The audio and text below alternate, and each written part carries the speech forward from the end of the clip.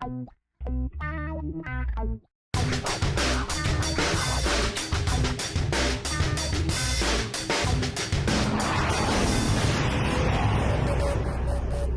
evening, everybody. Welcome once again to another edition of the Community Class Interviews. Tonight, for BZ Next Generation, we have Miss Fatima Fate. Might as well just call it Fate. Or Fatey, however you want to call it, but I like Fate. Fate Estrada. Mostly because it almost seems like dancing is really just your fate. In teaching, your first class, your very first class tonight. You didn't expect that many people, however, it was fate. Wow, that's fate. I actually never thought of it like that, like fate. Yeah. It's funny because, what do you call it? Because I just expected myself to, like being on Gravy especially, I just felt like, I just assumed that, okay, 1 year of Gravy because I'm about to age out. Yeah. Like, hey, that's it. That's all I need to do. And then I'm going to continue on nursing, you know, like kind of Filipino thing. But I'm just really forever grateful to have this opportunity of teaching like a class, especially in Boogiezone. What's also crazy is that my first class ever was in like in 2016 here, and that was like the first, like that was like the only class in Boogiezone. And then now like this year, I feel like I went back to it, and it was like Elm's piece to like Lil Kim, I forgot that name, but yeah, and it was like it's crazy because like looking back now, my retention was so bad, and yet I'm here now being able to have that ability to be trusted enough to teach other kids and even like adults too, you know, whoever, like teenagers, youth, you know. Yeah.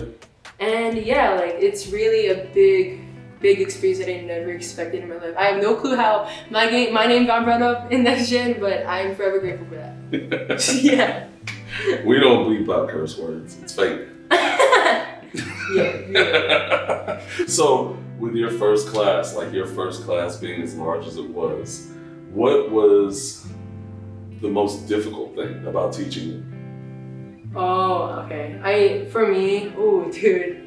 think for me, especially since I'm known as, or expected to be the teacher, like for me, my own fears whenever I make choreography is that I don't execute it the way I want to, like no matter what I want to put in. Like maybe in my head it looks like, whoa, that's so good. But then like when I actually do it, it's like, I don't like, you know what I mean? Yeah. So recently, like for me, I've been just like working. I literally finished the piece like last night, like from 6 to 12, just being like, dude, I need to like make this like really good, or else like it's not gonna turn out the way it did. And honestly, like just like the amount of hard work that I put in recently, and even just like the personal struggles too, I feel like it really makes it count for today. You know, especially not even that, but also like knowing that that amount of people believe in me. It's just crazy that they take their time out of their day to just come to my class and just like learn from me, and that just gives me more like motivation and just like more of that mindset, believing in myself that they see me as that. Yeah. So, yeah.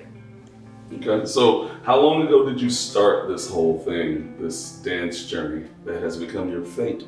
Okay, so for the dance journey, I'd say that it's funny because what do you call it? It all started in like I think 3rd and 4th grade. This is when I did not take any classes at all, like in person. Like I took Matt Stefanina like YouTube classes. And just like learned from there, like his power one, his like all the 2014 stuff, like I'd be learning it. I'd be so discouraged too, like I'm like, dang, I can't do that move, you know? And then like from there, like I kind of stopped, and then I was like kind of a trainee for street dance during middle school. But I only stayed for like a week because my mom wanted me to like do my grades better, you know? But then later on, I didn't join an actual team until like sophomore year, which was Kindred's. And that was like, I'd say that was like kind of tough because I still wasn't comfortable with like what their style was or like what, like, even though like I thought I knew it, I still didn't get there. Like I was really uncomfortable with like my whole body, like, dang, how did they do that? Like, even though it's like so simple. And then later on, I joined another team called Carson Street Dance, and that one, I felt like I knew my body more, especially since street dance's style back in 2019 was like very like smooth and such. So I'm grateful for those two teams who have helped me develop who I was before. And senior year, I was even blessed enough to be given a chance to be their co-captain. And from there, it was when COVID was like present. Yeah. And honestly, like I feel like even as a co-captain, like I had to keep pushing no matter how like how hard it was online, because we all depended on Zoom calls. We all depended on like working out and like the cameras pointing at you, just working out, and just like seeing like each person. It felt so different, and then like the motivation was just like plummeting down. But then after that, during my first freshman year of college, which was very recently, I decided to join Gravy Babies, or audition for it. And it was like last minute. I was like, like, do I feel like I belong in like a group like that? Like, do they see my potential? And then I tried out. I got in, you know? Thank you to David and Marcy for that, by the way. And yeah, like, I feel like because of Gravy Babies, they've pushed me past my limits, especially coming from a place where I paused dance for like a long time. Yeah. And also just like giving us choreo that I'm not really comfortable with, or at least like my stamina wasn't ready, you know? And like even until now, I'd say that I'm proud of like what I've become, especially since I feel like I'm kind of back to where I was. Not 100%, but just somewhere like 80%, and like almost there, you know? And I'm just like really proud of where my creativity plays a part, especially in this community, you know? Yeah. And yeah, and here I am, still dancing, and I just taught a class. So. So what are some of the factors that have inspired your style of dance? Okay. I'd say the people that inspired my dancing would be Keone Madrid. I think a bit of Anthony Bible. Honestly, like Choreo Cookies and Gravy, definitely. Those two teams especially. Cookies and Gravy. Yeah, because I want to keep having, my style is like very, like I want to keep it intricate, but at the same time know where to place different textures in the song and like give it the way the song like presents itself, you know? Like it may be like really slow and just you know? Yeah. It's still something I need to work on. I know I'm not really perfect at like solid execution, but that is the style I really want to long for. I wouldn't say I'm perfect, but I would say that I'm still in a journey where I can still achieve those, even though like whatever level I am, I'm still on the way to like meet those expectations. Yeah. Okay. So my next to last question for you. Where do you see yourself in this dance journey in the next 2 to 3 years?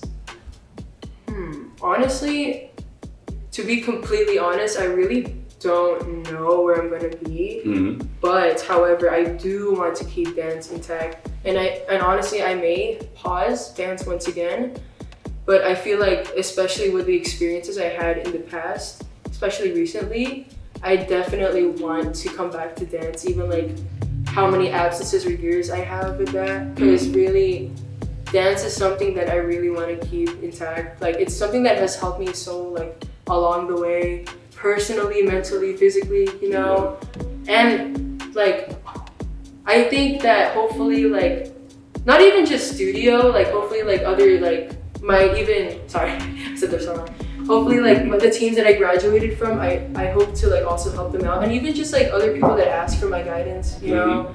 I want to always play a part as that person who reached that goal and be that inspiration for people. I may not be like really known or popular, but as long as someone sees me as, oh, that was that one girl, you know? Yeah. That one girl that did that's all good with me. I don't really want like, I mean, not really want, I don't really mind if people don't notice me. I'm okay with just like being where I am. And then like if there's like an opportunity out there, I'll totally take it. Yeah. So yeah. Okay, all right. So this last question, you might have to think about it, you may not. But in the spirit of cookies and gravy, I'm gonna ask you the same question that I asked Jeffrey Kawak a long time ago during his interview. So if you had to think about what food is for you, Food is a combination of flavors, textures, smells, whatever it might be that makes you say, "Oh, I love Senegal." So whatever it might be. So I just had some earlier today.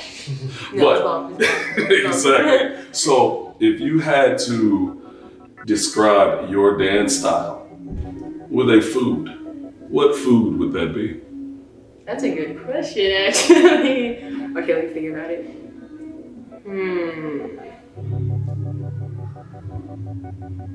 You said it's like food related to my style, right?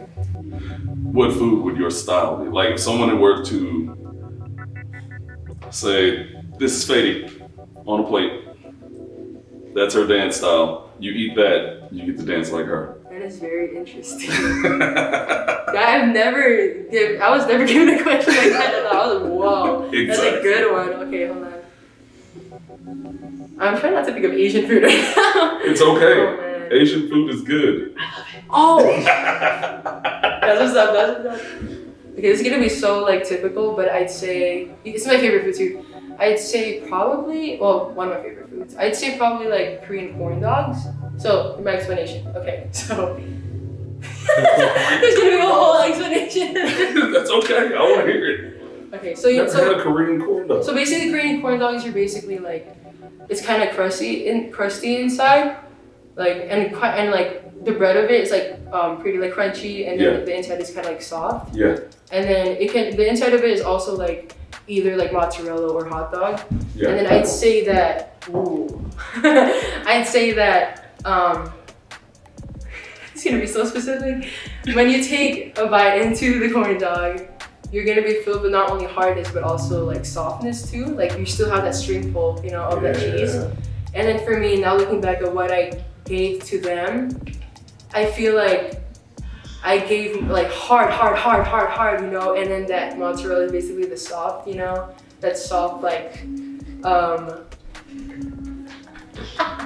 that soft inner thing, you know.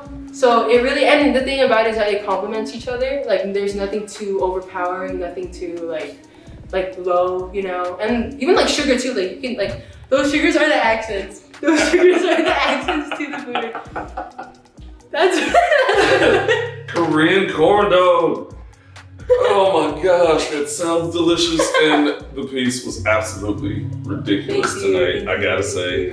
I mean, and I just gotta say, you got a shout out from Kalani Marks already. He's already seen it, and he was like, "That's crazy." Kalani Marks has already commented on the choreo. Just so you know, BZ Next Gen, that gap is being bridged. So, thank you very, very much. Thank you for bringing your talent. Thank you for bringing your passion. Thank you for bringing the Korean corn dogs. Like that is so perfect for everything that you did. Everything about it was the perfect explanation. Wow, thank you so much. It really means a lot. Thank you so much. Yeah, and once again, whether we see you next week, whether we see you in the next month or next year, whatever you're doing, we're going to support you. This is the community class. It's what we do. It's what we do. Yeah. We are bridging the gap. It's not about how many followers you have. It's all about bridging the gap and introducing you to the next generation's leaders. Tonight we had Miss Fatima Estrada. I'm Philly Morillo. We are out. Wish I had Korean corn though. You can get some at Mitsuwa, right nearby. And in Torrance Crossroads. 2 Hands, I think. It's called 2 Hands. You'll get it's really nearby. You'll get it anytime. My mouth watered.